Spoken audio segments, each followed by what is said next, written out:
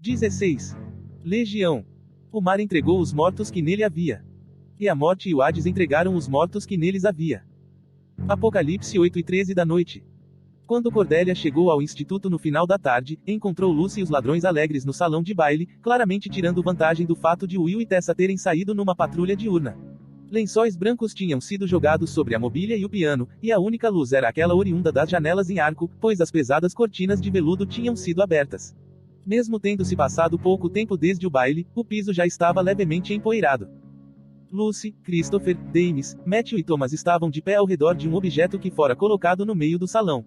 Quando Cordélia se aproximou deles, reconheceu ali no centro a Pixies que Ana entregara a Dames na noite anterior. À luz aquosa do dia, Cordélia via a caixa com mais clareza.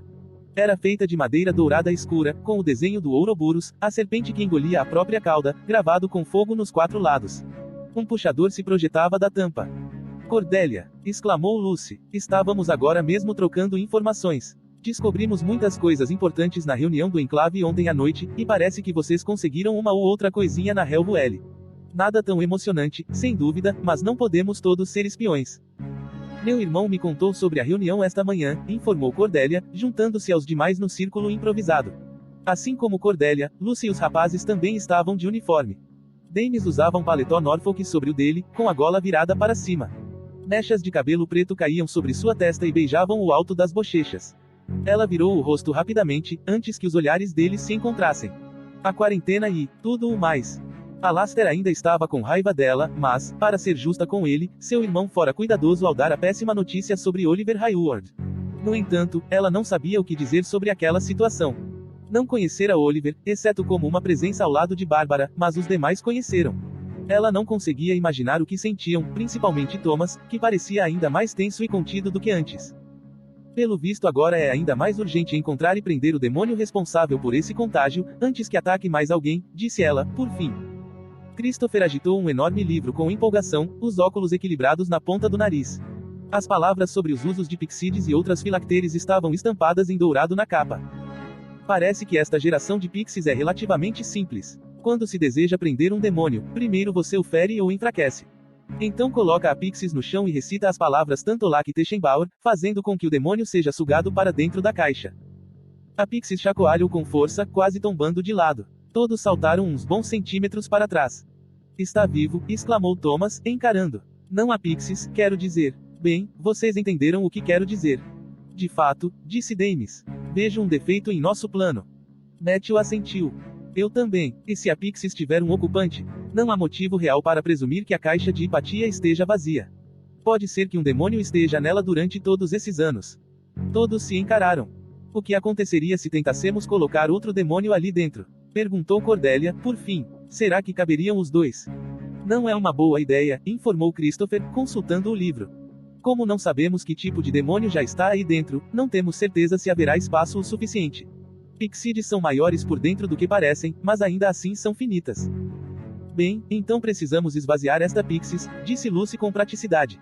Pode haver qualquer coisa aí dentro. Poderia ser um demônio maior. Ai, não, disse Christopher, com tristeza. Tenho certeza de que não é, falou Dames. Ainda assim, vamos levar para o santuário. Não importa o que aconteça, ao menos vamos conseguir mantê-lo contido até que chegue ajuda. Por que não? Disse Matthew. Certamente não tem como esse plano dar errado. Dames ergueu uma sobrancelha. Você tem outra ideia? Acho que é a solução, falou Thomas. Seria ridículo recuar depois de ter chegado até aqui. Lucy fungou. Bem, é melhor vocês torcerem para que dê certo. Principalmente você, Dames, porque se mamãe e papai descobrirem que vocês soltarão um demônio no santuário, vão fazer questão de dar você como oferenda ao bicho. Dames disparou um olhar sombrio de irmão mais velho para Lucy, o que quase fez Cordélia rir. Ela sempre sentira a inveja da proximidade entre Lucy e Dames, algo que ela sempre desejara com Alastair, mas jamais tivera. Era bom que em alguns momentos eles fossem perfeitamente comuns. O grupo se deslocou para o santuário, Dames carregando a Pixies com cuidado, como se fosse um instrumento infernal prestes a explodir a qualquer momento. Cordélia se viu caminhando ao lado de Dames e Lucy. E se perguntou se ela e Dames algum dia viriam a conversar sobre o ocorrido na sala dos sussurros, ou se ela enlouqueceria solitária e silenciosamente pensando naquilo. Não se preocupe, disse Lucy ao irmão. Não será como foi com papai. Como assim? Perguntou Cordélia. Dames respondeu. Quando era criança, meu pai abriu uma Pixies, e as consequências foram trágicas. Minha tia, ela foi morta. Cordélia ficou apavorada. Talvez não devêssemos. Desta vez será diferente, disse Lucy, e Cordélia ficou sem saber se Lucy estava confortando a ou a Dames. Sabemos no que estamos nos metendo. Papai não sabia.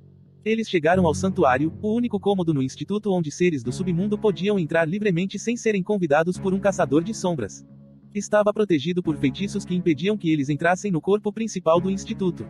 Reuniões com membros proeminentes do submundo costumavam acontecer ali, e seres do submundo podiam até mesmo buscar refúgio em um santuário sob a proteção dos acordos. Era nítido que o Instituto de Londres fora uma catedral um dia, uma das grandes. Imensos pilares de pedra se erguiam até um teto abaulado. Thomas arranjara uma caixa de fósforos e circulava pela sala, acendendo uma dúzia de candelabros, as arandelas cheias de enormes velas brancas que projetavam uma luz tremeluzente. As tapeçarias e as pilastras eram todas decoradas com desenhos de marcas, bem como os ladrilhos. Cordélia teve de admitir que se alguém fosse soltar um demônio, aquele parecia um dos melhores lugares para fazê-lo. No meio da sala havia uma fonte de pedra, seca, e em seu centro a estátua de um anjo com asas encolhidas, o rosto manchado de linhas pretas, como lágrimas. Dames colocou a caixa no chão, diretamente sobre a marca de poder angelical. Ele se ajoelhou, estudando a Pixis. Depois de um momento, sacou do casaco uma lâmina serafim apagada. Armem-se, todos, disse Dames. Cordélia desembainhou Cortana, os demais sacaram lâminas serafim como Dames tinha feito, exceto Thomas, que pegou as boleadeiras. Dames esticou o braço e segurou o puxador da Pixis. A mão de Cordélia apertou o cabo da espada.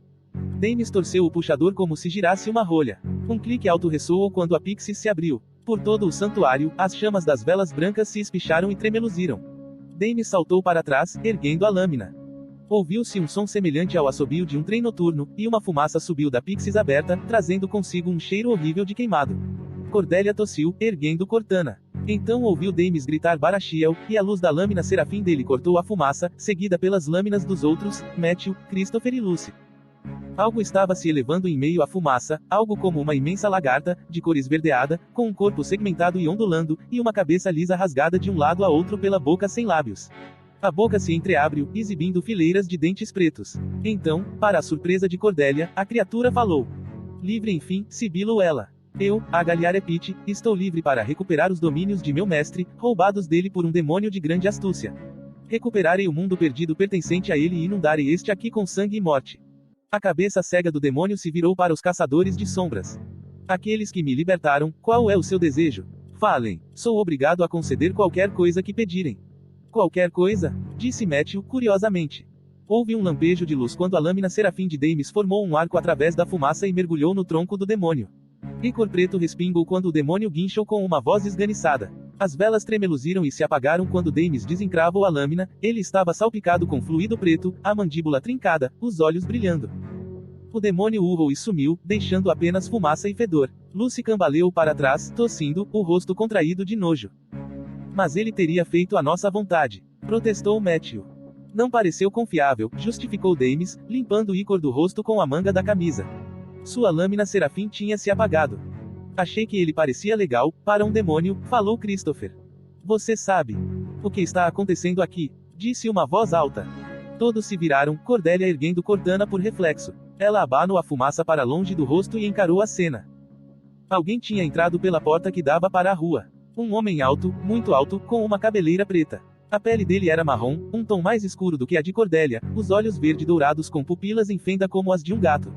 Seus trajes eram pertinentes a um asamento de verão, ele vestia sobrecasaca cinza e calça, com luvas de camurça cinza e botas. O toque final do traje ficava por conta de um magnífico colete de brocado cinza e magenta, uma bengala e perneiras magenta chamativas. Magnus Bunny, disse Matthew, com uma mistura de assombro e horror. Magnus Bunny adentrou no santuário, balançando a cabeça enquanto estudava a cena diante de si. Quero saber o que estão fazendo, mas devo confessar que tenho medo de descobrir, ironizou. Um tiquinho de conjuração de demônio, suponho. É meio complicado, respondeu Dames. Oi, Magnus. É bom ver você. Da última vez que vi você, estava com o rosto para baixo no rio Serpentine, disse Magnus alegremente. Agora está brincando com uma Pixis. Vejo que decidiu seguir a extensa tradição do Zerondali na tomada de péssimas decisões. Eu também, disse Lucy, determinada a não ser excluída. Vim lá de Jacarta para uma reunião com Tessa e Will sobre toda essa coisa de praga demoníaca à luz do dia, disse Magnus. No entanto, quando bati a porta da frente, ninguém atendeu. Então fui obrigado a entrar pelo santuário. Que estranho eles pedirem que você viesse agora, comentou Thomas. Todos os maiores de 18 anos estão nas ruas procurando pelos demônios responsáveis pelos ataques. Magnus franziu a testa. Então ergueu a mão para olhar o relógio, que parecia caro, em seu pulso e resmungou. Parece que esqueci de atrasar meu relógio, por isso cheguei 6 horas adiantado. Inferno. Matthew pareceu encantado. Podemos tomar chá. Sou um verdadeiro entusiasta do seu trabalho, Sr. Bunny. E, além disso, do seu estilo pessoal. Só os seus coletes. Matthew, calhe a boca, ralhou Thomas. O Sr. Bunny não quer falar sobre coletes.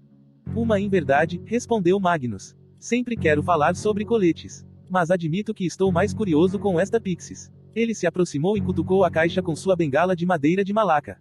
Estou certo em deduzir que vocês abriram a caixa de propósito e soltarão um demônio Palpis.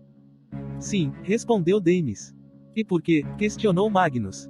Precisamos que a Pixies esteja disponível, disparou Matthew. Para prender um demônio. Então precisava estar vazia. Estávamos apenas desocupando-a. Damis suspirou. Matthew, você daria um péssimo espião. Talvez não ceda sob tortura, mas diria tudo que uma pessoa gostaria de saber em troca de um belo par de calças. Ah, misericórdia, disse Cordelia. Ela se virou para Magnus. Você quer que esse negócio de demônios acabe, certo? E não quer que mais caçadores de sombras moram, não é? Magnus pareceu surpreso por ser interpelado tão impetuosamente. Geralmente não fico do lado dos demônios assassinos. Então talvez você possa nos ajudar, interveio Damis, e rapidamente expôs o plano deles, ou pelo menos o tanto quanto podia revelar sem quebrar a promessa a Ragnar. A convicção de que estavam procurando um tipo de demônio que só podia ser preso numa Pixies. A visão de Damis do mundo das sombras e o motivo para achar que o demônio estaria na Tower Bridge. Conforme ele falava, Magnus parecia cada vez mais curioso. Ao fim da história, Magnus tinha se sentado na beira da fonte, as longas pernas esticadas diante do corpo. Que bela coletânea de suposições, comentou ele quando Damis terminou. Mas preciso perguntar, principalmente a vocês, Lucy e Damis. Por que não procuraram a ajuda de seus pais? Por que o segredo? Porque fizemos uma promessa, disse Matthew. A pessoa que nos deu a chave que revelou grande parte dessas informações. E não podemos quebrá-la. Magnus deu um estranho sorriso torto. Ragnar me contou que confiou alguma informação a vocês, e parece que vocês não traíram a confiança dele. Não são muitos os caçadores de sombras que honrariam tal promessa feita a um ser do submundo. Como sou o melhor amigo de Ragnar, ou pelo menos a única pessoa que consegue tolerá-lo por longos períodos, vou guardar seu segredo. Ele olhou de Damis para Lucy. No passado, quando eu era bem próximo de seus pais, eles provavelmente estariam liderando esse plano. Magnus se levantou, mas agora eles não são mais crianças. São pais, e, portanto, dedicados a algo que amam mais do que as próprias vidas. Então, de fato, talvez não devessem ficar a par de toda a história. Nem Matthew teve resposta para aquele comentário. Bem, boa sorte, disse Magnus, pegando a bengala. Acho que vou até retardes por algumas horas. Não há distração melhor neste mundo do que se perder em livros por um tempo. Cordelia deu um passo adiante, as mãos estendidas, como se para impedi-lo de sair. Sr. Bunny, disse ela. Eu sei que é algo grandioso para se pedir, principalmente quando você prometeu guardar nossos segredos. Mas você poderia nos ajudar. Magnus tamborilou os dedos enluvados na ponta da bengala. Você é uma Carstairs, certo? Cordelia Carstairs.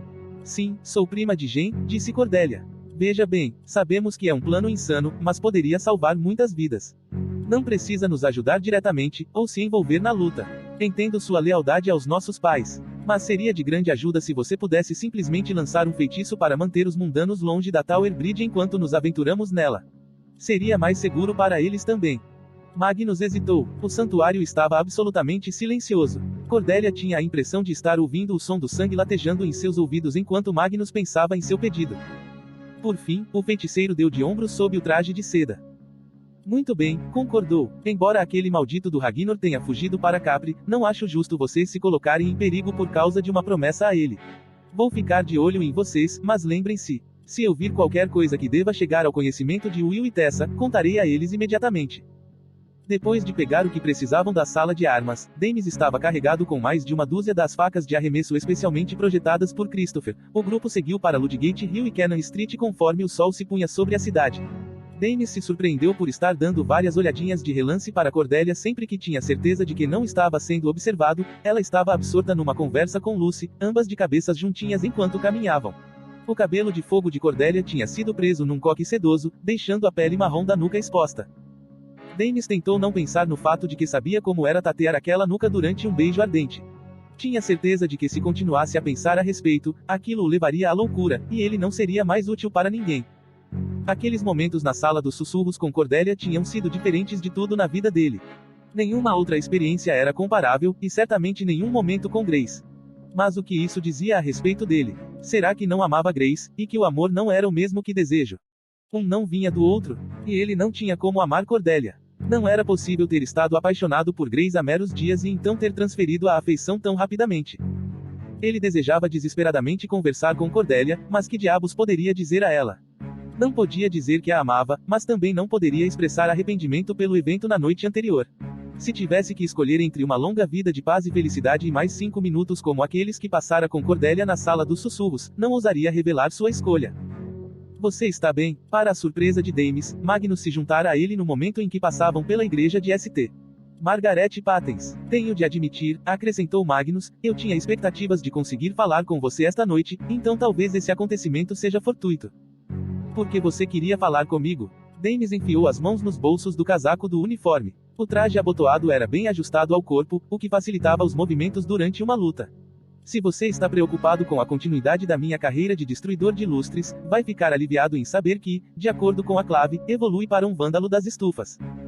Magnus apenas ergueu uma sobrancelha. Henry, começou ele. Antes de ir para Idris, ele me enviou um frasco de terra para analisar. Disse que não conseguia entender nada daquilo. Também disse que foi você quem deu a terra a ele. Dames quase se esquecera de que Magnus e Henry eram bons amigos e tinham, notoriamente, inventado juntos a magia que alimentava os portais. Disse ele, com cautela. É uma substância esquisita, falou Magnus. Na verdade, não é deste mundo. Eles haviam chegado ao final da Great Tower Street e estavam se aproximando da Torre de Londres. Bandeiras tremulavam das torres da White Tower, fracamente iluminadas por trás pelos últimos brilhos hesitantes do sol poente. Magnus desviou com destreza de um grupo de turistas com câmeras e guiou Dames pela Tower Hill, uma das mãos no ombro dele. Dames baixou a voz, embora os demais estivessem longe. Matthew, que estava levando a Pixies, tinha parado para apontar algo na torre para Cordelia. Como assim? Você sabe que há outros reinos, disse Magnus. Outros mundos diferentes deste. Pense então no universo como um favo de mel, cada uma das câmaras é uma realidade diferente. Então algumas câmaras estão lado a lado. Demônios vêm desses reinos, sim. Eles viajam pelas dimensões para chegar ao nosso mundo e a outros. Magnus assentiu. Há alguns mundos governados por demônios, em geral demônios maiores. Esses mundos podem estar imbuídos com a essência dessas criaturas. A terra que você deu a Henry vem de um desses lugares. Uma dimensão sob o poder do demônio Belphegor. Belphegor, o nome soou imediatamente familiar. Ele é um dos príncipes do inferno, não é? Eu sei o que você está pensando, falou Magnus, batendo a bengala nos paralelepípedos. Jen também me procurou para falar de você. Todas as estradas levam a Dames Erondale ultimamente, ao que parece. Dames esfregou as mãos frias. A brisa que vinha do rio era intensa. Jen contatou você para falar do seu avô, explicou Magnus. Jen me contou que ele era um príncipe do inferno. Ele olhou para o céu que escurecia. E agora você está se perguntando se pode ser Belphegor porque o reino que você visita pertence a ele. Isso não faria sentido, disse Dames. Talvez não signifique nada, mas posso afirmar que há mais de um século não há registros de aparições de Belphegor. Magnus hesitou. Jen me contou que você estava desesperado para saber a identidade de seu avô. Meu pai é um príncipe do inferno. Eles são anjos sombrios, Dames. Inteligentes e astutos e manipuladores. Eles carregam o conhecimento de milhares de anos de vida. E, como anjos, já viram o rosto do divino, mas deram as costas a ele. Escolheram a escuridão, e tal escolha reverbera pela eternidade. Não podem ser mortos, apenas feridos, e nenhum bem pode vir de um relacionamento com um príncipe do inferno. Eles não causam nada senão mágoa. Mas não seria melhor que eu soubesse. Certa vez, conjurei meu pai. Foi o pior erro da minha vida. Dames, você não é definido por esse sangue em você. E não encontrei traços, nenhum indício de quem seja seu avô, e aconselhei Jen a parar de procurar. Não importa. Você é quem você é, formado pela soma de suas escolhas e ações. Não uma colher de chá de sangue de demônio. Então você não acha que seja Belphegor? Perguntou Dames. E quanto a Samael? Magnus riu com deboche. Meu bom senhor, você está mesmo determinado. Lembro-me de ter procurado um demônio para seu pai certa vez. Ele era igualmente teimoso. Ele apontou com a bengala. Veja só, cá estamos. Estavam diante da ponte, embora estivesse bastante escuro agora e as lamparinas a gás estivessem acesas, ainda havia uma boa quantidade de tráfego, mesmo o ocasional carro a motor roncando ao longo da Tower Bridge. Os outros tinham começado a se reunir. Relutantemente, Daemis parou de falar do avô. Então, acha que consegue fazer isso? Perguntou ele a Magnus. Criar uma distração, ou deveríamos voltar mais tarde, quando houver menos mundanos por aqui? Os olhos de Magnus brilharam. Não há necessidade disso, respondeu. Então se aproximou da grade que percorria a margem do rio, onde um muro alto descia até uma praia de pedras que corria ao lado e abaixo da ponte. Com um floreio, tirou as luvas e as enfiou no bolso do colete. Então estendeu as mãos. Fogo azul brilhou nas pontas de seus dedos. Um arco de luz se formou sobre o Tamisa. Intenso como milhares de faróis de nafta, ele compôs um caminho reluzente de uma margem à outra. Daemis ouviu Cordélia arquejar, maravilhada, quando a luz subiu e se entrelaçou, formando a figura fantasmagórica de uma Tower Bridge brilhante composta de luz.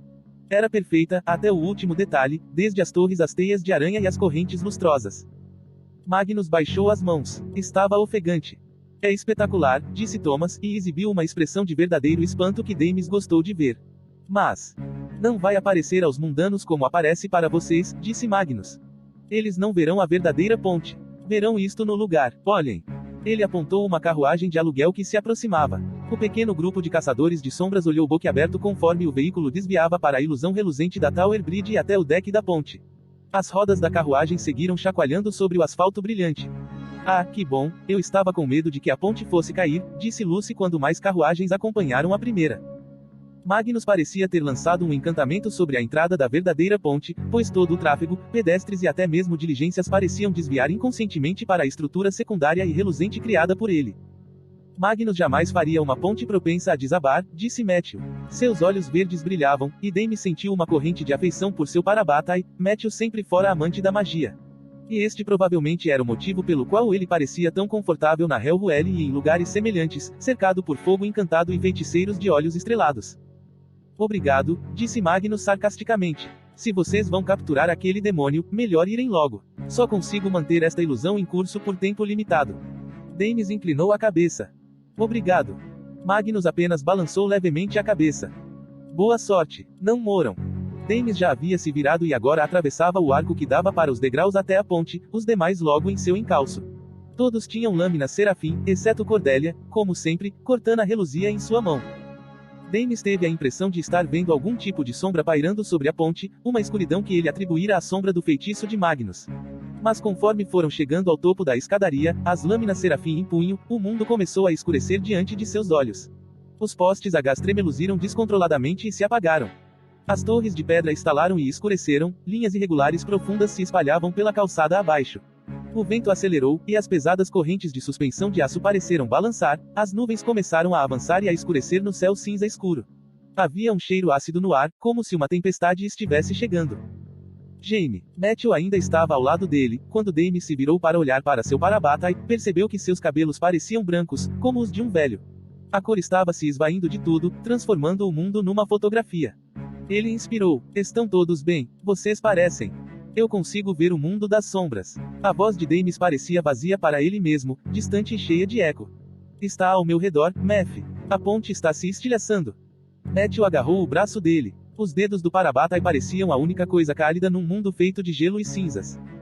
Não tem nada errado com a ponte. Está tudo bem, Jaime. Daemis não tinha certeza se aquilo era verdade. A ponte parecia distorcida e quebrada. Pelas fendas no granito, escapulia uma luz avermelhada. A luz vermelho sangue da visão dele. Os outros estavam se espalhando, vasculhando a ponte. Nuvens iam e voltavam, como mensageiros ansiosos.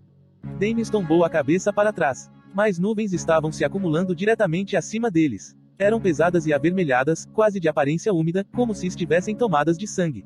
Daemis semicerrou os olhos. Imaginou estar vendo as estrelas entre as nuvens, algumas de brilho fraco pairando sobre as passagens superiores da ponte. Não eram estrelas, percebeu, instintivamente sacando uma faca de arremesso da bainha na cintura. Estrelas não tinham pupilas, ou as íris escarlate. Estrelas não piscavam. Daemis recuou o braço para dar impulso e atirou a faca. A criatura veio gritando como um falcão num mergulho, um demônio do tamanho de uma diligência, a pelagem amarelada manchada com sangue seco. Disparou diretamente para Daemis, um borrão de dentes pretos e garras vermelhas, e um cabo de ouro, o punho da faca de Daemis se projetando do ombro da criatura. Daemis ficou de pé na ponte, o braço direito esticado, e atirou uma segunda faca. O demônio se abaixou para se desviar e aterrissou na ponte, os pés com garras abertas. Começou a avançar para os Nephilim. Cordelia ergueu Cortana, a lâmina dourada cortando o ar. Ao redor dela, um burburinho de vozes conforme lâminas angelicais eram batizadas e se acendiam com luz. Elelete. Adamiel. Jofiel. O demônio exibiu os dentes quando a luz serafim iluminou a ponte. Cordelia conseguia vê-lo com mais clareza agora, o corpo de um leão sarnento com pernas longas, cada uma rematada por uma pata imensa com garras. A cabeça era semelhante à de uma cobra e escamosa, com olhos vermelhos brilhantes e uma fileira tripla de mandíbulas serrilhadas. A cauda de escorpião açoitava para trás e para a frente conforme a criatura avançava em direção a Damis, e grunhia baixinho.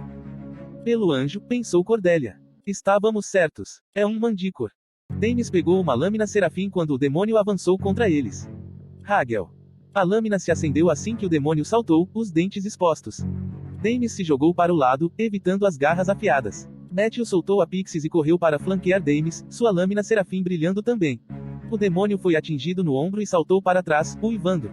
Então ficou de pé sobre as patas traseiras, e Cordelia ouviu Lucy dar um grito quando o mandícor pareceu estremecer todo. Um calombo grotesco inchou sob a pele na lateral do corpo dele, inchou e então estourou numa coisa pegajosa e preta. Cordelia tentou não vomitar quando a coisa se destacou do mandícor, caindo no chão. Quando aquela ramificação que havia se soltado do bicho ficou de pé, Cordelia a reconheceu como uma das criaturas que os havia atacado em Regent's Park. Um demônio Cora.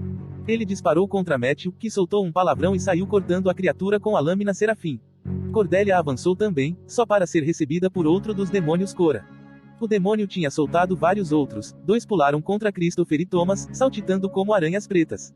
Lucy correu para se juntar aos rapazes, empalando um dos Cora por trás, a criatura sumiu, jorrando cinzas e ícor, enquanto Christopher e Thomas davam um jeito de despachar o outro. Cordelia açoitou Cortana para a frente com um movimento de corte, dilacerando o demônio diante dela com tanta força que a lâmina atravessou o bicho e cravou no parapeito de granito da ponte. Cordelia a arrancou da rocha bem no momento em que o demônio desapareceu com um uivo.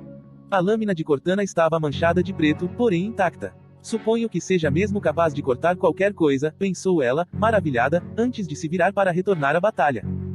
Cordelia avançou quando Damis atirou uma faca, a qual prendeu um dos demônios de sombras aos cabos da ponte como uma borboleta horrorosa. O bicho se debateu e sibilou quando Matthew e Damis saltaram para cima do parapeito, as lâminas serafim nas mãos conforme cortavam sombra atrás de sombra.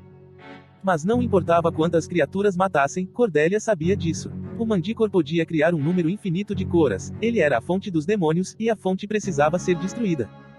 Christopher. Cordelia ouviu Thomas gritar. Ela se virou e viu que um grupo de Cora estava começando a cercar Christopher. Mesmo com ele tentando lutar para se desvencilhar, o círculo se fechou. Lucy e Thomas correram para salvá-lo, Damis e Matthew saltaram do parapeito, mas Cordelia, erguendo a espada, correu na direção oposta, rumo ao mandícor. A criatura estava observando Christopher e os demais, lambendo os beiços enquanto os Coras se aproximavam. Agora o demônio se erguia nas patas traseiras ao perceber a aproximação de Cordelia, mas já era tarde demais, ela investiu, Cortana mergulhando profundamente no torso nojento da criatura. Ícor quente jorrou na mão dela, e o mundo pareceu se inclinar ao redor, a cor se esvaindo como sangue escorrendo de uma ferida. Ela ficou de pé na ponte entre sombras pretas e brancas e dentes retorcidos e tortos, os cabos de suspensão pendiam como videiras podres, escurecendo o ar noturno. Ela puxou Cortana, arquejando, e caiu de joelhos. Subitamente, sentiu a mão de alguém em seu braço. Foi colocada de pé e olhou surpresa para Matthew, que a encarava com o rosto muito branco. Cordelia. Ela está bem, falou Lucy, suja de sangue e ícor, agarrando a caixa Pixis. Os demais tinham se espalhado em torno de Cordelia. Damis segurava sua lâmina, o olhar fixo no mandícor rugindo e ferido. A ponte estava livre dos Cora. Cordelia tinha distraído o mandícor apenas por tempo o suficiente para que os demais matassem as criaturas das sombras, mas o mandícor estava grunhindo agora, outro calombo já começava a inchar em suas costas. Agora! Gritou Lucy. Precisamos colocá-lo na Pixis. Ponha a caixa no chão! Exclamou Thomas, saltando sobre o parapeito, as boleadeiras na mão. Christopher, diga as palavras. Christopher se aproximou da Pixis. O mandícor, finalmente percebendo o que estava acontecendo, atacou. Christopher berrou, numa voz que cortou o ruído da batalha. Tantolak Teschenbauer.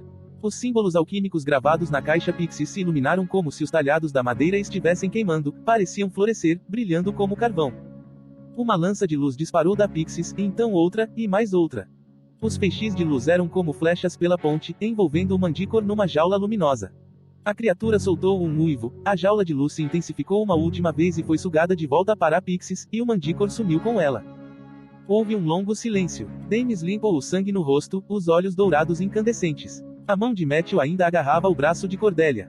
Não quero estragar o momento, disse Thomas, por fim, mas... aquilo funcionou, porque pareceu muito. A Pixies explodiu, os caçadores de sombras gritaram e mergulharam em defesa quando lascas de madeira voaram em todas as direções. O vento fustigou a ponte, jogando Cordelia de joelhos, um furacão uivante com cheiro de fogo. Por fim os uivos cessaram. A ponte estava vazia e silenciosa, apenas o vento soprando um pouco do lixo jogado pela rua. Cordelia ficou de pé e esticou a mão para ajudar Lucy atrás dela. Adiante, ainda conseguia ver a luz brilhosa da ponte de Magnus, o tráfego mundano ainda passava por ela. Fácil demais, concluiu Thomas. O rosto dele estava manchado de fuligem. Inferno, disse Dames, pegando uma faca bem no momento em que o mundo pareceu explodir em volta deles. Do vento e do ar, o Mantícore surgiu subitamente, 2 vezes maior do que antes, e trajando a escuridão em frangalhos. Ele se assomou diante do grupo como uma sombra feita de sangue, a cabeça tombada para trás, cada uma das garras brilhando como uma adaga. Dames arremessou a faca assim que o Mantícore saltou para ele, sombras escorrendo da criatura e correndo pela ponte em todas as direções. O mundo tinha ficado cinza e preto novamente. Dames via Londres às margens do rio, mas era uma Londres destruída, a torre estilhaçada e quebrada, incêndios ao longo do cais, as cúpulas das igrejas carbonizadas, se erguendo como esqueletos contra um céu manchado de fumaça. Ele conseguia ouvir seus amigos ao redor, os gritos e súplicas deles enquanto combatiam as sombras, mas não conseguia mais vê-los. Estava sozinho naquele pesadelo. O Mantícore saltou para Dames e o agarrou. Dames estivera preparado para um ataque, mas aquilo era diferente. O demônio o segurava firme, as garras enterradas na fronte do casaco do uniforme. Os lábios da criatura se arreganharam. Venha comigo, sibilou o demônio. Venha comigo, filho de demônios, para onde você será honrado. Verá o mesmo mundo que eu vejo. Verá o mundo como realmente é. Eu sei quem é sua mãe, e quem é seu avô. Venha comigo. Dames ficou gelado. Sei quem é sua mãe, e quem é seu avô. Ele pensou no demônio no parque, por que destruir sua raça? Sou um caçador de sombras, retrucou ele. Não darei ouvidos às suas mentiras. Você sabe que falo a verdade, replicou o Mantícore, o hálito quente queimando a pele de Dames. Juro pelos nomes de Asmodeus, de Belial, de Belfegor e de Samael, que posso acabar com esse sofrimento se você vier comigo. Ninguém mais precisa morrer. Dames congelou. Um demônio, jurando sobre os nomes dos príncipes do inferno. Uma voz no fundo de sua mente gritava: obedeça. Vá com ele. Dê fim às doenças, aos mortos. Outra voz, mais baixa, porém mais firme, sussurrava: demônios mentem. Mesmo quando juram, eles mentem. Não, insistiu Dames, mas sua voz vacilou. O Mantícore sibilou. Tão ingrato. Só você pode caminhar entre a terra e o mundo das sombras. Dames encarou os olhos injetados do demônio. Está falando do reino de Belfegor. O Mantícore soltou um ruído terrível. Depois de um momento, Dames percebeu ser uma risada. Tão típico de um humano, disse ele, saber tanto, e, no entanto, tão pouco. Dames fez menção de falar bem quando um arco de luz dourada queimou o ar. Deixe-o em paz, gritou Cordelia quando Cortana dividiu a escuridão. Dames se desvencilhou, rolando para longe do demônio e ficando de pé quando Cordelia avançou para o Mantícore. O dourado da espada era a única cor no mundo preto e branco, o dourado e o vermelho chama dos cabelos dela. Cortana açoitou para trás e para a frente, a lâmina cortando o peito do demônio, abrindo um longo talho escuro, o demônio uivou e contra-atacou, a imensa pata atingindo Cordelia e fazendo-a voar. Cortana caiu de sua mão, quicando pela ponte ao mesmo tempo que ela caía por cima do parapeito com um grito. Dames ouviu Lucy gritar Daisy, e o som distante de um corpo atingindo a água. O mundo pareceu ficar em silêncio quando ele se abaixou para pegar Cortana, em seguida caminhando até o Mantícore. Seu sangue fervia. O demônio tinha apoiado as pernas dianteiras no chão. Sangrava do ferimento que Cordelia infligira, Icor se espalhando ao seu redor como uma sombra. Não pode me matar aqui, grunhiu ele quando Dames se aproximou. Minhas raízes estão profundas em outro reino. Conforme me alimento aqui, fico mais forte. Sou uma legião intocável. Com um sibilo derradeiro, o demônio sumiu. Cor voltou ao mundo. Dames se virou, Cortana na mão, via a ponte de sempre, com seu dourado esmaecido e branco ao luar, e seus amigos corriam em sua direção. Menos Lucy. Lembrou-se de ter ouvido sua irmã chamando o nome de Cordelia. Lembrou-se do som de algo batendo na água. Cordelia. Cordelia. Onde ela está? Arquejou Matthew ao se aproximar de Dames. Onde está Cordelia? Ela está no rio, disse Dames, e começou a correr. Lucy olhava desesperadamente para o rio. De onde estava havia degraus que davam na margem, no que parecia ser uma passagem por uma construção ao lado da ponte. Lucy disparou pelas escadas até o térreo e se flagrou numa rua pouco iluminada e estreita com armazéns altos, escurecidos por fuligem e sujeira. Lá estava a passagem, um buraco escuro no prédio mais próximo. Ela correu até lá e viu degraus de pedra descendo até um brilho fraco na base, o rio. Então avançou para onde uma antiga rampa de paralelepípedos dava na água, uma barca vazia atracada ao lado. O rio corria, preto e silencioso, sob o céu nublado, névoa subia da água. Não havia sinal de Cordélia. O pânico se acumulava no estômago de Lucy enquanto ela encarava a água escura. Não sabia se Cordélia sabia nadar, e mesmo uma nadadora experiente poderia se afogar nas correntezas do Tamisa. E se Cordélia tivesse batido a cabeça ou tivesse desmaiado pela longa queda da ponte? Um choro ficou preso em sua garganta. Lucy soltou a lâmina Serafim, a qual tremelúzio contra as pedrinhas lamacentas da margem, e começou a abrir atabalhudamente os botões do casaco do uniforme. A água não parecia ser muito profunda. Ela não era uma boa nadadora, mas podia tentar. Ao longe, viu a silhueta encoberta por névoa de uma barca avançando lentamente pelo centro do rio. Ajudem! Gritou. Ajudem! Alguém caiu no rio. Lucy correu pela margem, acenado freneticamente para a barca, que estava desaparecendo na névoa. Tirem ela daí, por favor! Gritou Lucy. Ajudem! Mas a barca tinha sumido. Ela via silhuetas na ponte acima, a luz estranha de lâminas Serafim. Os meninos ainda estavam lutando. Ela jamais conseguiria chegar até Magnus a tempo, e ele também não poderia abandonar suas funções. Precisava permanecer completamente concentrado na ilusão da ponte falsa. Ela teria que entrar no rio, mesmo sob o risco de se afogar. Lucy deu um passo, sua bota afundando na água rasa e escura. Tremeu quando o líquido gélido penetrou o couro. Deu mais um passo e congelou. O rio estava se mexendo de um jeito diferente, ondulando, a cerca de 3 metros da ponte. A água tinha começado a se agitar, uma espuma cinza amarelada deslizando pela superfície escura. Um cheiro amargo soprava pela água, peixes podres, sangue velho e a lama velha do leito do rio. O pé de Lucy escorregou numa pedrinha solta. Ela ficou de joelhos quando as águas do Tamisa começaram a subir e se abrir como as águas do Mar Vermelho.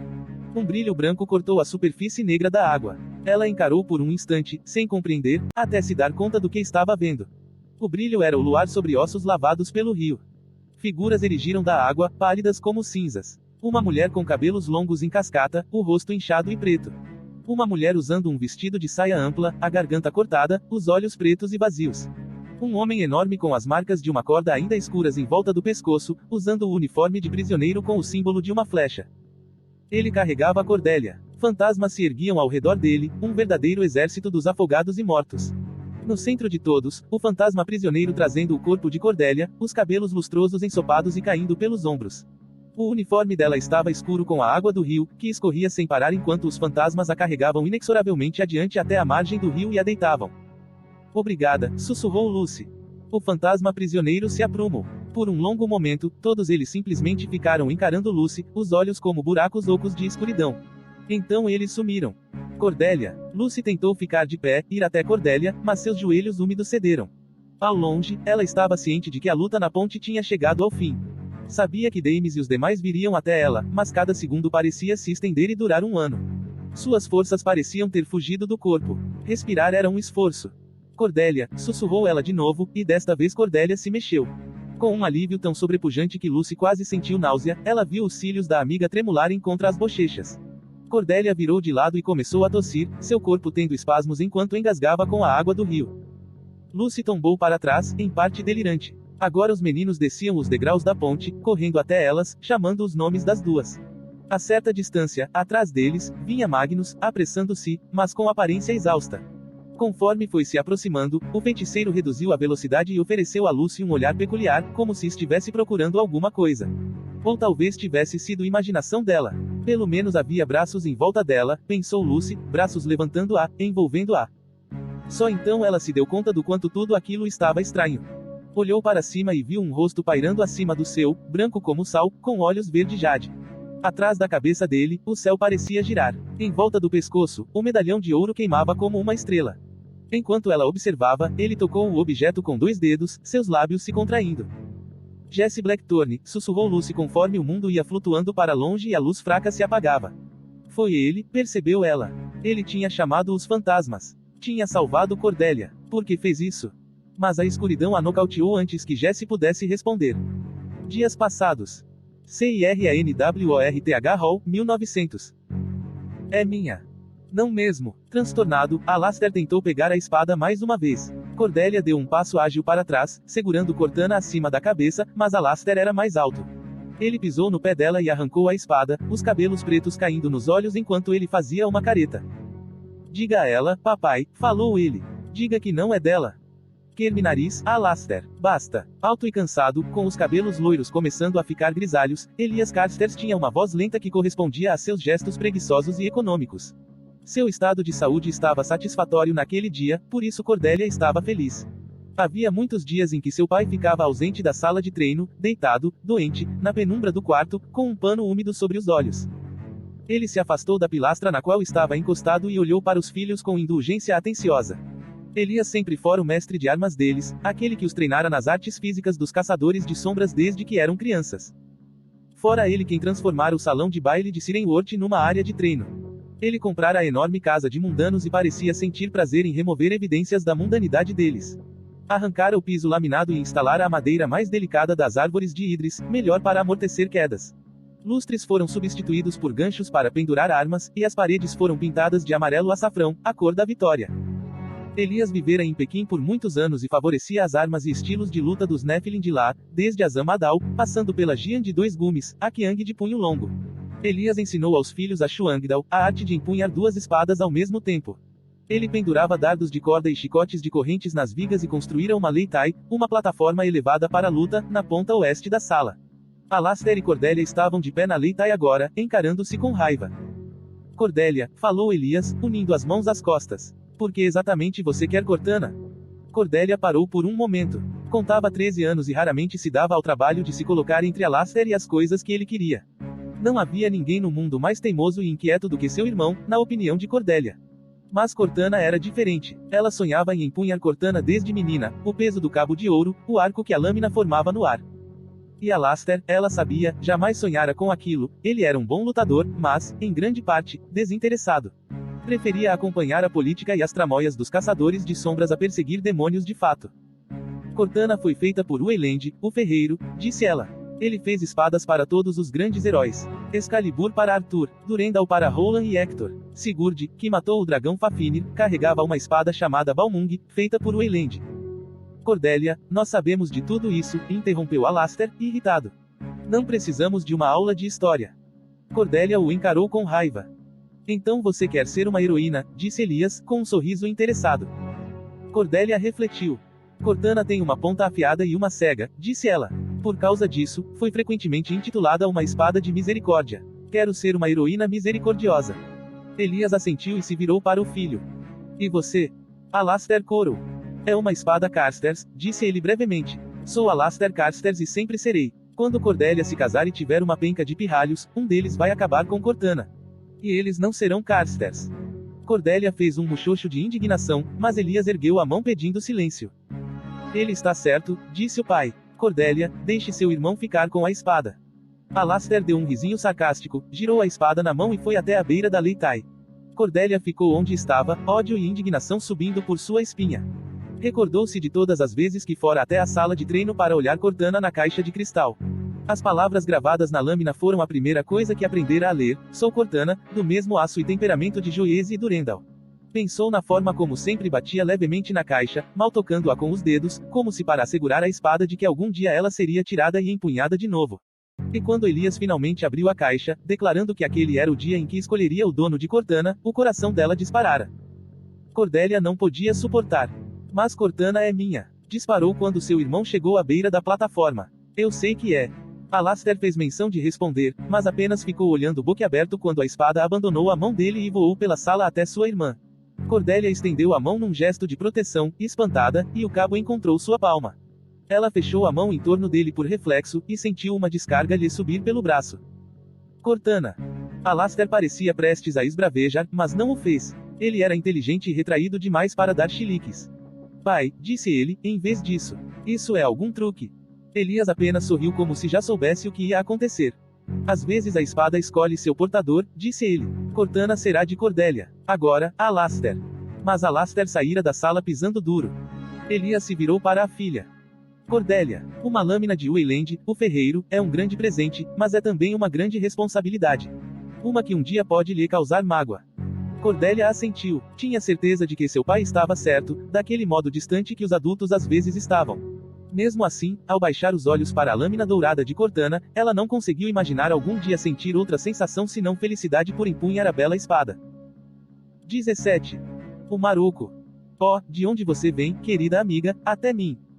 Com seu cabelo dourado todo caído além do joelho. E seu rosto branco como neve no prado.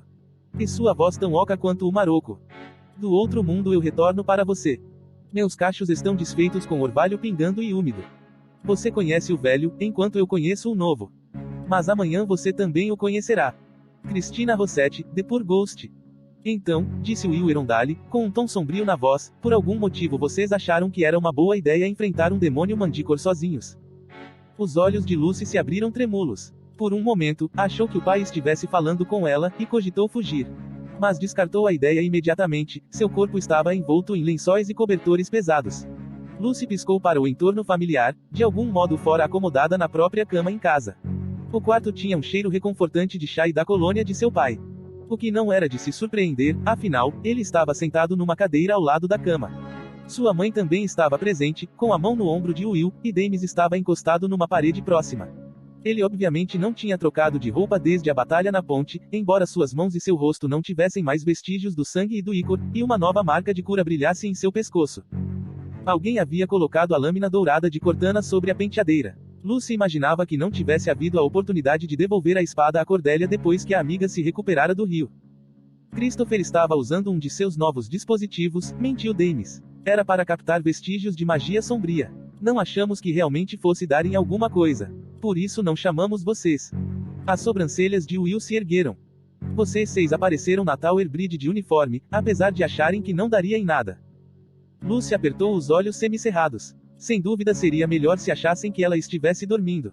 Dames definitivamente podia cuidar daquilo sozinho, afinal, ele jamais se cansava de lembrar de que era o mais velho dos dois. Achamos que seria melhor estarmos preparados, falou Dames. Além do mais, eu sei que você fez coisas muito mais arriscadas quando tinha a minha idade. É terrível o modo como fica jogando isso na minha cara, disse Will. Bem, acho que eles se saíram muito bem, falou Tessa. Não é fácil derrotar um demônio Mantícore. E nós não o derrotamos, falou Dames sombriamente. Os ataques continuarão a acontecer. Os Nephilim ainda estão em perigo. Querido, a responsabilidade de consertar tudo isso não é sua, disse Tessa, com a voz carinhosa. Só o fato de sabermos que o demônio é um Mantícore já vai nos ajudar muito. Sim, e diga a Christopher que a Clave vai querer usar esse tal novo dispositivo dele, aparentemente pode ser muito útil, falou Will. Ah, disse Dames. Tragicamente, o dispositivo foi devorado pelo demônio. Incapaz de se controlar, Lucy deu uma risadinha. Você está acordada. Tessa correu até a cama e abraçou a filha com intensidade. Ah, Lucy. Will se levantou e se juntou ao abraço. Por um momento, Lucy se permitiu aproveitar o amor e a atenção de seus pais, ainda que acompanhados por uma reprimenda do pai por ter saído correndo sozinha para a margem do rio. Mas eu fiz por Cordélia, exclamou ela quando seus pais se afastaram do abraço, Tessa se sentando na beira da cama, segurando a mão da filha. Você teria feito por Jen, papai, quando vocês eram para Bataille. Will se recostou num dos mastros da cama. Você ainda não é para Bataille de Cordélia. Não é exclusividade dos meninos arriscar a vida uns pelos outros, disse Lucy furiosamente. Eu precisei pedir ajuda. Sim, graças ao anjo um dos barqueiros que passava viu Cordélia e a levou até a margem, falou Tessa. Você ajudou a salvá-la, Lucy. Lucy olhou para Dames. Ela sabia que ele não tinha visto os fantasmas que tiraram Cordélia da água, até mesmo Magnus estivera longe demais para ver luz. Mesmo assim, seu irmão parecia pensativo. Cordélia ficou muito bem depois que espelho a água do rio, disse ele de modo reconfortante. Matthew, Christopher e Thomas a levaram para casa em uma carruagem alugada. Mas Cortana ainda está aqui, falou Lucy, apontando a lâmina reluzente. Daisy vai ficar arrasada sem ela. Para ela, é mais do que apenas uma espada. Ela começou a se esforçar para se sentar. Preciso levar para ela imediatamente. Lucy, não, falou Tessa. Você precisa descansar. Vou levar até Kensington, falou Dames. Havia uma expressão distante nos olhos dele. Quero ver como Cordélia está, me certificar de que ela está se recuperando do rio. Tessa ainda parecia preocupada. Leve a carruagem, Dames, por favor, disse ela. Será mais seguro. Carruagens Nephilim eram reforçadas com elétron repelente de demônios e marcas astuciosamente embutidas na madeira. Dames suspirou e assentiu. E leve Bridget e a imensa lança dela, falou Will, fazendo um péssimo trabalho ao tentar ocultar um sorriso. E seria de bom tom trocar o uniforme primeiro, não? Não seria de todo o mal estar com sua melhor aparência para uma visita social. Se ao menos houvesse uma marca para secar roupas, pensou Cordelia com pesar. Definitivamente, sentia-se como um pano de chão sendo torcido, com todos os sons característicos. Estava espremida contra Matthew na traseira da carruagem alugada, em um banco de frente para Thomas e Christopher. Matthew gentilmente colocara seu paletó sobre os ombros dela, pois seu casaco estava encharcado, ele estava só de camisa, um dos braços em volta dela, segurando-a com firmeza. Era uma sensação estranha, mas não desagradável. Ainda era como um borrão, ela se lembrava da força com que fora atingida pela pata do demônio, da sensação de leveza quando seus pés deixaram a ponte. Da lua virando de ponta cabeça e do rio correndo numa velocidade assustadora. Água escura amarga, o cheiro de umidade e podridão, a luta para se libertar do que agora imaginava serem as algas do rio. Sua primeira lembrança nítida foi de Dames inclinado acima de seu corpo estendido com uma estela na mão e Cortana na outra. Ela estava engasgando e arquejando, convulsionando conforme seus pulmões se esvaziavam de água. Dames desenrara iratise após iratise em seu braço conforme os ladrões alegres iam se reunindo ao redor. Em algum momento, Matthew chegara para assumir, enquanto Dames corria até Lucy, que desmaiara à margem do rio. Magnus estava ali também, garantido a todos que Lucy estava bem e que seu desmaio não passara de mero choque. A ponte reluzente que Magnus conjurara tinha desaparecido, de modo que o tráfego retornara sobre a verdadeira Tower Bridge, então fora fácil para ele chamar duas carruagens alugadas e separar rapidamente o grupo. Lucy e Dames iriam ao instituto, e o restante dos ladrões alegres acompanharia Cordelia até Kensington. Magnus também dissera a Dames, em termos nada hesitantes, que se ele não contasse a Will e Tessa que o demônio responsável pelo ataque era um Manticore, ele mesmo o faria. Cordelia conseguira apertar a mão de Lucy uma vez antes de ser enfiada numa carruagem junto a Dames, indo embora a seguir. Então se viu a caminho de casa, tremendo de frio, o cabelo úmido e pegajoso com a água do rio. Tem certeza de que está bem? Perguntou Thomas, já pela enésima vez. Ele estava sentado diante de Cordelia, os joelhos batendo nos dela. Pessoas do tamanho de Thomas não eram feitas para carruagens de aluguel comuns. Estou bem, insistiu Cordelia. Perfeitamente bem. Foi incrível o modo como você avançou naquele demônio, absolutamente perfeito, disse Christopher. Eu realmente achei que ele estivesse na sua mira, isto é, até o momento que você caiu no rio. Cordelia sentiu o ombro de Matthew tremer com uma risada silenciosa. Sim, falou Cordelia. Eu também tive a mesma impressão equivocada. O que aconteceu exatamente? Quis saber Thomas. Como Lucy tirou você da água? Surpresa, Cordelia franziu a testa. Não sei, disse ela lentamente. Não entendi nada. Eu ouvi Lucy chamando meu nome, e então eu simplesmente acordei na margem, tossindo. Talvez ela simplesmente tenha sido levada à margem pela correnteza, falou Christopher. As correntes do Tamisa podem ser muito fortes. Matthew olhou para ela com curiosidade. Quando estávamos na ponte, quando Dames estava combatendo o Manticore, parecia que o demônio estava falando com ele. Você ouviu? Cordelia hesitou. Venha comigo, filho de demônios, para onde você será honrado. Verá o mesmo mundo que eu. Verá o mundo como realmente é. Sei quem é sua mãe, e quem é seu avô. Venha comigo. Não, disse ela. Foi tipo um grunhido, só isso. Nenhuma palavra. A carruagem parou, tinham chegado à casa em Kensington, que reluzia branca ao luar. A rua estava silenciosa e tranquila, um vento leve soprava a copa dos plátanos. Cordelia não soube dizer direito como as coisas foram decididas, mas Thomas e Christopher acabaram aguardando na carruagem enquanto Matthew a acompanhou até a porta da frente, para além da grade preta e dourada que cercava os jardins. Sua mãe vai ficar brava? Perguntou Matthew. Já ouviu falar na morte por 1000 garfos? Respondeu Cordelia. Sempre preferi a morte por 1000 gatos, na qual a pessoa é enterrada sob um monte de gatinhos, falou Matthew. Cordelia riu. Tinham chegado à porta lustrosa da frente. Ela então começou a retirar o paletó de Matthew para devolver a ele. Matthew estendeu a mão magra, cheia de cicatrizes, como as mãos de todos os caçadores de sombras. Ali estava a marca de Parabatai dele, gravada escura na parte de dentro do pulso. Fique com ele, falou. Tenho pelo menos uns 17 paletós, e este é o mais simples. 17 paletós. Ele era ridículo. Também era rico, percebeu Cordelia. É claro que era. Sua mãe era consuleza há mais tempo do que eles tinham de vida. As roupas de Matthew eram sempre um pouco exageradas, mas também tinham aparência cara e eram luxuosas. Havia uma flor de seda, pintada de verde presa no ILHO acento agudo da camisa. Ela tocou a pétala levemente com a ponta do dedo. O que isto significa? O cravo verde simboliza um amor pela arte e pelo estratagema, pois um cravo verde precisa ser criado, em vez de surgir na natureza. Matthew hesitou. Também celebra amar a qualquer um, seja homem ou mulher. Homem ou mulher? Ela olhou para Matthew surpresa por um momento. Seria ele como Alastair? Mas não, pensou ela, aparentemente Alastair se interessava apenas por homens, afinal, ele alegara jamais haver pretensão de sua parte de enganar uma mulher fingindo amá-la. Matthew estava dizendo claramente que gostava tanto de homens quanto de mulheres. Agora ele olhava para Cordelia com hesitação, como se não conseguisse compreender a reação dela, ou talvez achasse que ela pudesse estar irritada. Cordelia pensou na mágoa nos olhos de Alastair quando ele percebera estar sendo espionado pela irmã. E também pensou nos segredos que as pessoas guardavam e no modo como eles faziam papel de cicatrizes ou feridas sob a pele. Não eram visíveis sempre, mas se fossem tocadas do jeito errado, podiam causar muita dor. Eu gosto disso, disse ela. E tenho certeza de que qualquer um que você escolha para fazer parte da sua vida, seja homem ou mulher, seria uma boa pessoa com quem eu me daria muito bem. Eu não teria tanta certeza com relação a mim, Cordelia, disse Matthew, ou em relação às minhas escolhas.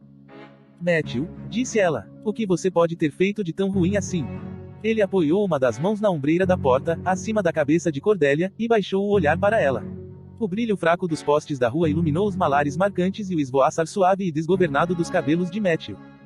Você não acreditaria se eu contasse.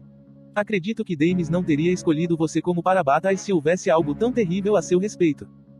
Ele fechou os olhos por um momento, como se sentisse uma pontada de dor. Quando os abriu, estava sorrindo, embora o sorriso não chegasse aos olhos. Você foi uma bela surpresa desde que entrou em nossas vidas, começou ele, e ela soube que ao dizer, nossas, ele se referia aos 5, os ladrões alegres e Lucy. Até você surgir, eu pensava que nosso grupinho estava completo, mas agora que você está aqui, não consigo imaginá-lo sem você. Antes que Cordelia pudesse responder, a porta se abriu e Risa estava lá. Ela deu um olhar espantado para Cordelia e então chamou por Sona, olhando para trás. A mãe de Cordelia surgiu, usando um penhoar de seda. Olhou de Matthew para Cordelia, que pingava água nos degraus da entrada, e arregalou os olhos escuros. Ah, disse ela, a voz carregando aquela mistura de reprovação e preocupação que só a voz materna poderia ter. Ah, Layla, o que aconteceu? Se Cordelia esperava que sua mãe fosse ficar brava, então acabou por ter uma surpresa agradável. Como um mestre artesão da falsidade, Matthew teceu uma história para Sona sobre bravura, intrigas, perigo e um indício de romance. Cordelia estivera o tempo todo no instituto, alegava ele, e teria permanecido lealmente ao lado de Dames, que por sua vez vinha sofrendo a perda de Bárbara com muita tristeza, no entanto, sabia que sua mãe ficaria um tanto preocupada caso ela não voltasse logo para casa. Matthew se oferecera para acompanhá-la, mas eles acabaram sendo atacados por demônios na trilha do Tamisa. Cordelia lutara bravamente, porém fora lançada no rio. Tinha sido tudo muito dramático. Sona ainda fez Matthew comer uma barra de chocolate e usar um espesso cachecol antes de ele conseguir escapulir. E então foi até Cordelia com uma determinação gélida, certificando-se de tirar as roupas molhadas da filha e solicitando a Risa que preparasse um banho quente. Assim que Cordelia saiu do banho e colocou uma camisola e chinelos, flagrou-se reclinando no sofá da biblioteca diante de uma lareira furiosa. Usava um confortável penhoar em volta de seus ombros e bebericava uma xícara de chá fresco trazida por Risa, que lhe entregara a bebida balançando a cabeça com ar de reprovação. Cordelia jamais sentira tanto calor na vida. Sona se empoleiro no braço do sofá. Cordelia ficou olhando a mãe com cautela por cima da borda da xícara, quase certa de que iria ouvir um extenso sermão. Em vez disso, os olhos escuros de Sona demonstraram intensa preocupação. Cordelia, disse ela, onde está Cortana?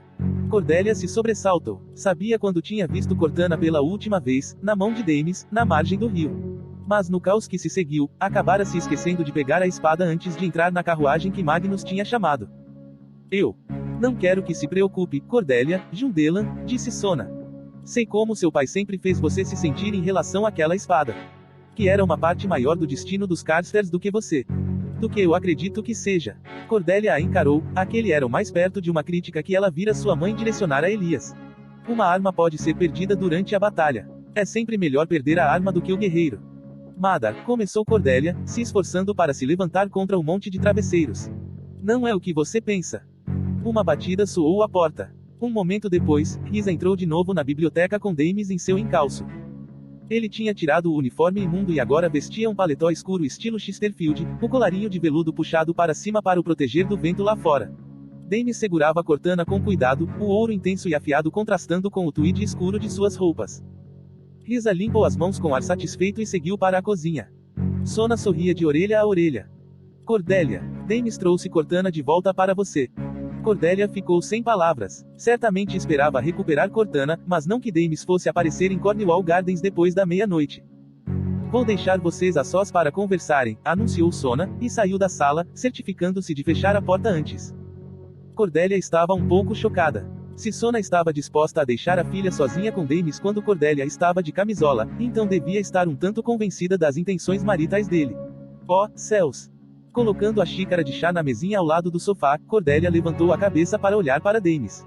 Os profundos olhos dourados dele eram espantosos em sua intensidade, havia vários hematomas em sua pele, e seus cabelos estavam úmidos, provavelmente recentemente lavados.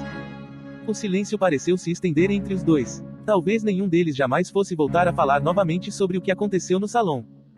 Você contou para os seus pais? Perguntou Cordélia. Sobre o Mantícore, e sobre o que aconteceu na ponte? A maior parte, respondeu Damis. Não sobre a Pixis, é claro, ou sobre a Galliarepite, ou... Bem, na verdade deixei de fora a maior parte do que fizemos recentemente. Eles sabem que o Mantícore é responsável pelos ataques agora, e essa é a parte importante. Por um instante Cordélia se perguntou se Damis mencionara aos pais o que o Mantícore dissera a ele na ponte. Filho de demônios. Era a segunda vez que ela ouvira um demônio provocá-lo sobre sua ascendência. Era assim que os demônios maiores faziam, encontravam os pontos fracos nos humanos e os feriam. Ela esperava que Damis fosse capaz de ignorar as palavras deles, que fosse capaz de enxergar que ele era um filho de demônios tanto quanto Lúcia ou Tessa ou Magnus Bunny. Obrigado, disse ele, surpreendendo Cordélia. Pelo que fez na ponte. Aquilo foi extremamente corajoso. Qual parte? O sorriso dele brilhou como um raio de calor, transformando seu rosto. Isso é verdade. Você fez muitas coisas corajosas na ponte. Não era isso que eu... Começou ela, balbuciando, então aceitou quando ele estendeu Cortana para ela. Foi maravilhoso tê-la nos braços de novo. Cortana, Mushimusha M, disse. Fico feliz por você estar de volta. Você acabou de usar um nome carinhoso para sua espada? Indagou Damis. Ele parecera exausto quando entrara na sala, mas agora parecia bastante animado. Significa Camundongo, e sim, é um nome carinhoso. Cortana me acompanhou durante muitos momentos difíceis. Isso deve ser reconhecido. Ela apoiou a espada contra a lareira, o calor não danificaria a lâmina. Nada danificava. Eu queria conhecer um pouco mais do persa, disse Damis. Então afundou em uma das poltronas. Gostaria de agradecer a você nessa língua, Daisy, por salvar minha vida e por arriscar a sua. E por nos ajudar como ajudou, principalmente quando ninguém que você conhece está doente. Vocês poderiam simplesmente ter se mudado de volta para Paris ou Sirenworth no momento em que tudo isso começou. Cordélia frequentemente sonhara ensinar persa a Damis. Ela sempre achara que palavras carinhosas em outro idioma eram tão limitadas e insípidas em comparação. Os persas não se constrangiam em dizer Fadat Becham a alguém que amavam, eu morreria por você, ou em chamar a pessoa de Nori Sheshiman, a luz dos meus olhos, ou Delbaron, o ladrão do meu coração. Ela pensou subitamente no fogo crepitante da sala dos sussurros e no cheiro de rosas. Então mordeu o lábio. Você não deveria me agradecer, disse ela. Ou me tratar como se eu estivesse sendo completamente altruísta. Damis ergueu as sobrancelhas pretas arqueadas. O que quer dizer? Tenho meus motivos para me envolver na busca por uma cura. É claro que quero ajudar aqueles que estão doentes, mas também não consigo deixar de crer que se auxiliarmos a clave na erradicação dessa doença demoníaca, certamente eles concederiam leniência a meu pai em seu julgamento. Eu não chamaria isso de egoísta, falou Damis. Você está falando em fazer o bem por seu pai e por sua família. Cordélia deu um sorriso fraco. Bem, tenho certeza de que você vai acrescentar isso à lista de minhas muitas qualidades quando estiver me ajudando a encontrar um marido. Damis não sorriu de volta.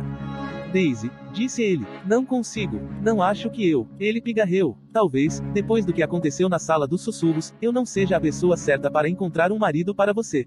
Não consigo imaginar que você confie em mim para. Eu confio em você, Cordélia falou entre os lábios dormentes. E entendo completamente. Você não tomou liberdades, Damis. Foi um pretexto. Foi falso, eu sei. Falso, repetiu ele. Apesar do calor, Cordélia estremeceu quando Damis ficou de pé. A luz da fogueira tremeluzia entre os cabelos dele, emoldurando as mechas pretas com escarlate, como se Damis usasse uma coroa de chamas. Eu beijei você porque quis. Porque eu jamais desejei uma coisa tanto assim. Cordélia se sentiu corar. Não tenho mais vínculos com Grace, prosseguiu. Ainda que eu a tenha amado por tantos anos. Eu sei, eu lembro que amava. Aquele amor dominava minha vida. Os dedos de Cordélia agarraram um pedaço da camisola. Agora, às vezes me pergunto se foi um sonho, disse Damis. Eu a idealizei, suponho, como fazem as crianças. Talvez fosse um sonho pueril do que o amor deveria e precisava ser. Eu acreditava que o amor fosse dor, e quando eu sangrava, sangrava por ela. Não precisa ser dor, sussurrou Cordélia. Mas, Damis, se você ama Grace. Não sei, falou Damis, dando as costas ao fogo. Seus olhos estavam escuros, assim como estiveram na sala dos sussurros, e desesperados. Como posso tê-la amado tanto e sentir o que sinto agora por...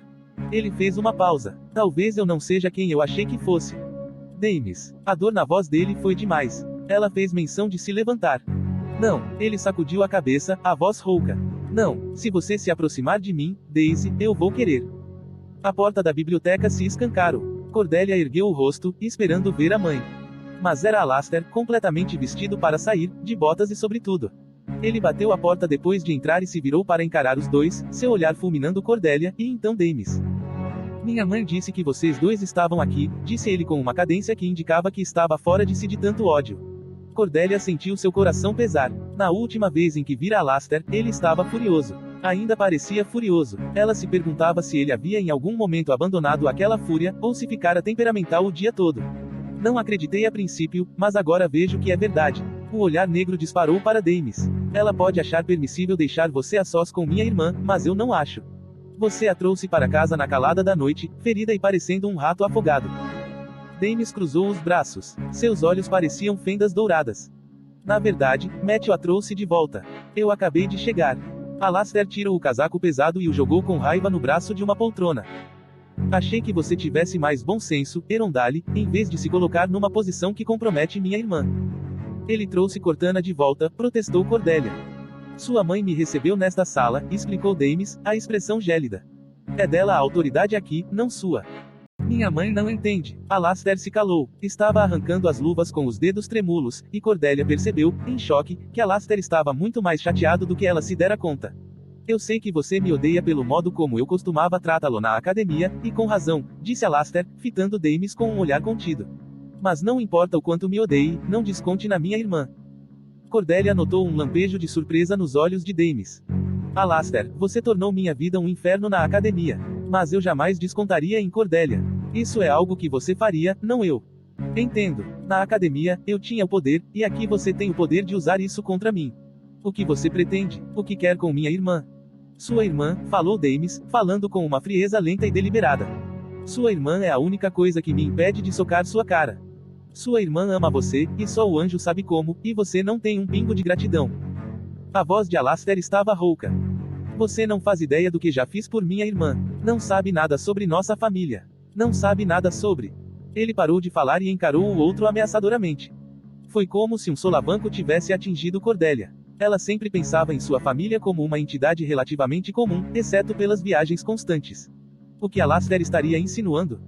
Damis, começou ela. O ar crepitava com violência. Era só uma questão de tempo até que um dos rapazes partisse para as vias de fato. Damis, é melhor você ir. Damis se virou para ela. Tem certeza? Perguntou ele baixinho. Não vou deixar você sozinha, Cordelia, a não ser que você queira. Vou ficar bem, sussurrou ela de volta. O latido de Alastair é pior do que a mordida. Juro. Ele ergueu a mão, como se sua intenção fosse tocar a bochecha dela, ou afastar uma mecha do cabelo de seu rosto. Ela sentia a energia entre os dois, mesmo agora, mesmo com seu irmão a 1 metro de distância e enlouquecido de ódio. Pareciam faíscas de uma fogueira. Damis abaixou a mão e, com um último olhar para Alastair, saiu da sala. Cordelia foi imediatamente até a porta, fechou e trancou. Então se virou para encarar o irmão. O que você quis dizer? Falou ela. Você não faz ideia do que fiz por minha irmã. Nada, respondeu Alastair, pegando as luvas. Não quis dizer nada, Cordelia. Que sim, replicou ela. Sei que tem alguma coisa que você não está me contando, alguma coisa que tem a ver com papai. Todo esse tempo você agiu como se minhas tentativas de salvá-lo, de nos salvar, fossem infantis e tolas. Você sequer o defendeu. O que está escondendo? Alastair fechou os olhos com força. Por favor, pare de perguntar. Não vou parar, disse Cordelia. Você acha que papai fez algo errado? Não acha. As luvas que Alastair segurava caíram no chão. Não importa o que acho, Cordelia. Importa, sim, importa quando você esconde coisas de mim, você e Mama. Recebi uma carta da consuleza. Dizia que não podiam julgar papai com a espada mortal porque ele não se lembrava de nada da expedição. Como isso é possível? O que ele fez? Ele estava bêbado, disse Alastair. Na noite da expedição, ele estava bêbado, tão bêbado que provavelmente mandou aqueles pobres diabos para um ninho de vampiros por não ter noção de que não devia fazê-lo. Tão bêbado que não se lembra de nada. Porque ele está sempre bêbado, Cordelia. A única pessoa entre nós que não sabe disso é você.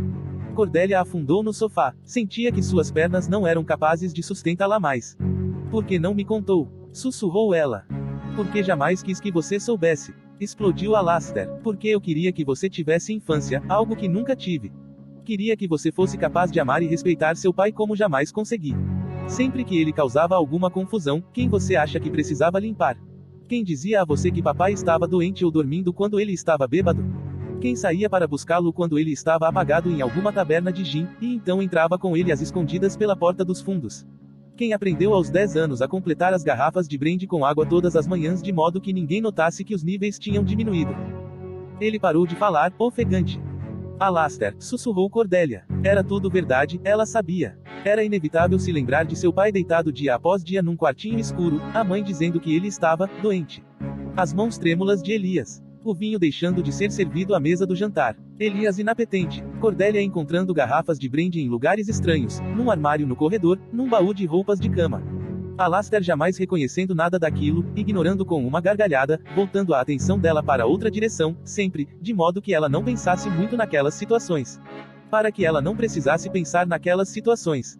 Ele jamais vai se safar nesse julgamento, falou Alastair. Seu irmão estava trêmulo. Embora a espada mortal seja inútil, ele vai se condenar pela aparência, pela forma como fala.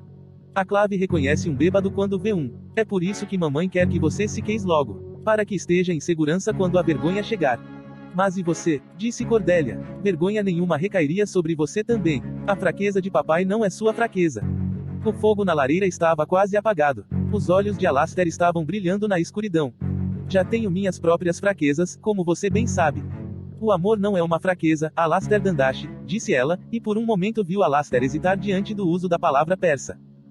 Então ele contraiu a boca. Suas olheiras pareciam hematomas, ela se perguntava onde ele havia estado para ter voltado tão tarde da noite. Não é, disse ele, virando-se para sair da sala. Não entregue seu coração a Dame Zerondale, Cordélia. Ele está apaixonado por Grace Blackthorne e sempre estará.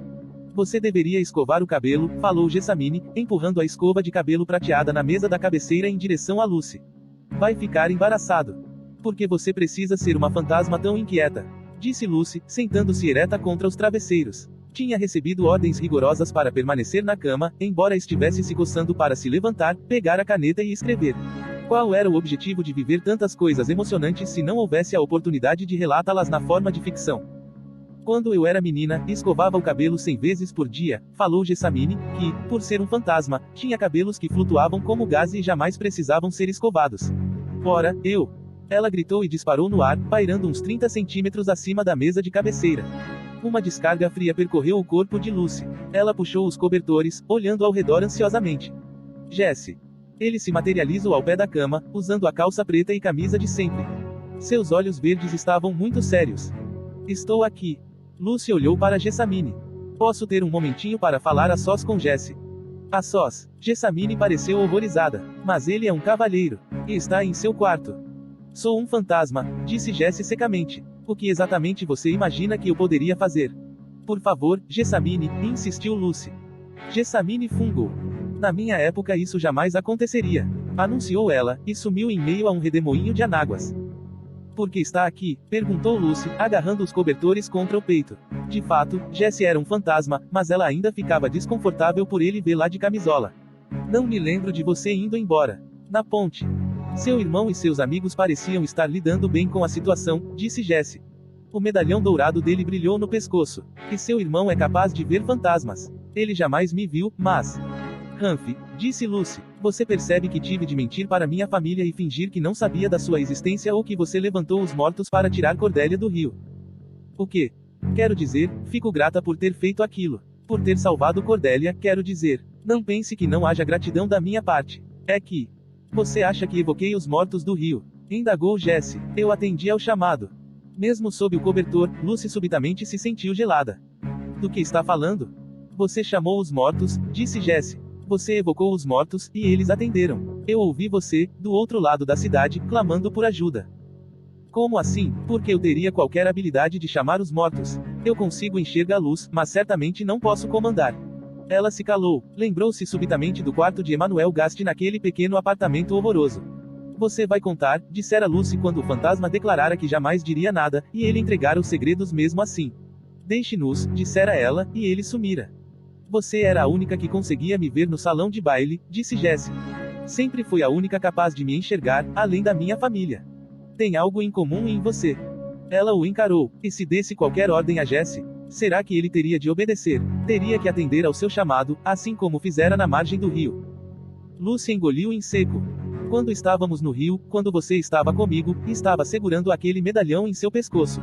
Agarrado a ele. E você quer que eu diga o motivo? Perguntou Jessie, e Lucy percebeu que ele pensara o mesmo que ela. Não gostava nadinha daquela ideia. Não queria bancar a Mandona com ele, ou com Jessamine. Talvez precisasse estar em pânico para o tal chamado funcionar, disse a si. Naquela ocasião no apartamento de Gast, ela sentira medo, e no rio também. Se você quiser, disse ela. Este medalhão foi colocado em volta do meu pescoço por minha mãe, disse ele. Contém meu último fôlego. Seu último fôlego?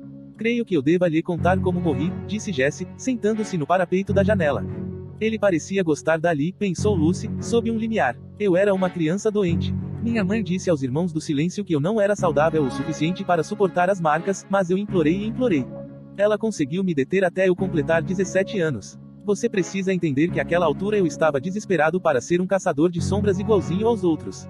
Eu disse a ela que se não me deixasse obter as marcas, eu fugiria para Alicante e as faria eu mesmo. E você fez isso? Fugiu. Jessie fez que não com a cabeça. Minha mãe acabou cedendo, e os irmãos do silêncio vieram até nossa casa. A cerimônia da marca ocorreu sem problemas, e eu achei que tivesse triunfado. Ele ergueu a mão direita e Lucy percebeu que aquilo que ela pensara ser uma cicatriz era o leve contorno da marca da vidência. Minha primeira e última marca. O que aconteceu? Quando voltei para o quarto, desabei na cama. Então acordei à noite queimando de febre. Lembro-me de gritar, e de Grace ter corrido para o meu quarto. Ela estava parcialmente histérica. Sangue escorria da minha pele, tornando os lençóis escarlate. Eu me debati e gritei e rasguei os lençóis, mas eu estava ficando cada vez mais fraco, por isso não podiam usar marcas de cura em mim. Lembro-me de me dar conta de que estava morrendo. Tinha ficado tão frágil. Grace me abraçava enquanto eu tremia. Ela estava descalça, e a camisola e o penhoar estavam encharcados com meu sangue. Lembro-me da minha mãe entrando. Ela segurou o medalhão contra meus lábios, como se quisesse que eu o beijasse. Você beijou? Sussurrou Lucy. Não, disse Jessie casualmente. Eu morri. Pela primeira vez, Lucy sentiu uma pontada de pena de Grace. Ver o irmão morrendo em seus braços daquela forma. Ela não conseguia imaginar a dor. Depois disso, fui começando a entender lentamente que eu era um fantasma, falou Jessie. E levei meses tentando comunicação com minha mãe e minha irmã. Eu desaparecia toda manhã quando o sol nascia, e só voltava à consciência à noite. Passei muitas noites vagando sozinho na floresta Broceliande, sendo visto apenas por outros mortos. E por você, uma menininha que tinha caído numa armadilha de fadas. Lucy corou. Fiquei surpreso quando você me viu, continuou ele. E mais ainda quando consegui tocar sua mão e tirar você daquele poço. Na época achei que tudo aquilo fosse porque você era muito jovem, mas não. Tem algo em comum a seu respeito, Lucy. Você tem um poder que está ligado aos mortos. Lucy suspirou. Se ao menos eu tivesse um poder ligado a pudim de pão amanteigado. Isso não teria ajudado Cordélia ontem à noite, falou Jessie. Ele recostou a cabeça na vidraça, e Lucy percebeu que obviamente ele não refletia no vidro escuro. Minha mãe acredita que depois que tudo estiver em ordem, e que ela tiver todos os ingredientes requeridos por um feiticeiro, o último fôlego neste medalhão poderá ser usado para me ressuscitar. Mas à margem do rio, eu estava segurando-o porque. Lucy ergueu as sobrancelhas. A princípio pensei que você pudesse estar na água. Afogando-se, a força vital no medalhão poderia ter esvaziado seus pulmões e permitido que você respirasse. Ele hesitou. Achei que se você estivesse morrendo, eu usaria o medalhão para ressuscitá-la. Lucy inspirou profundamente. Você faria isso, por mim? Os olhos dele eram de um infinito verde profundo, tal como Lucy imaginava o oceano. Jessie entreabre os lábios, como se pretendesse responder, bem no instante em que um feixe de luz do amanhecer penetrou o vidro da janela. Ele então enrijeceu, seus olhos ainda fixados nos de Lucy, como se tivesse sido atingido por uma flecha. Jessie, sussurrou Lucy, mas ele já havia sumido. Dias passados. Londres. GROSVENOR Square, 1901. Na noite da morte da Rainha Vitória, os sinos de Londres ecoaram em alarme ruidoso. Matthew Fairfield também estava de luto, mas não por uma rainha morta. Estava enlutado pela perda de alguém que jamais conhecera, por uma vida que havia se findado. Por um futuro cuja felicidade seria sempre maculada pela sombra de seus atos. Matthew se ajoelhou diante da estátua do caçador de sombras Jonathan na antessala de sua família, as mãos cobertas de cinzas. Perdoe-me, rogo, hesitante, pois pequei. Matthew se calou, incapaz de dizer as palavras. Esta noite alguém morreu por minha causa. Por causa de minhas ações. Alguém que eu amava. Alguém que eu não conhecia. Mas que amava mesmo assim. Ele imaginou que a oração poderia ajudar. Não ajudou. Tinha compartilhado seu segredo com Jonathan, mas jamais viria a partilhá-lo com mais alguém, nem com seu Parabatai, nem com seus pais, sequer um amigo ou desconhecido. Daquela noite em diante, um abismo intransponível se abria entre Matthew e o mundo inteiro. Nenhum deles sabia, mas Matthew agora estava destacado deles para sempre, de todas as formas que importavam. Mas era assim que deveria ser, pensou Matthew. Afinal, ele cometera assassinato.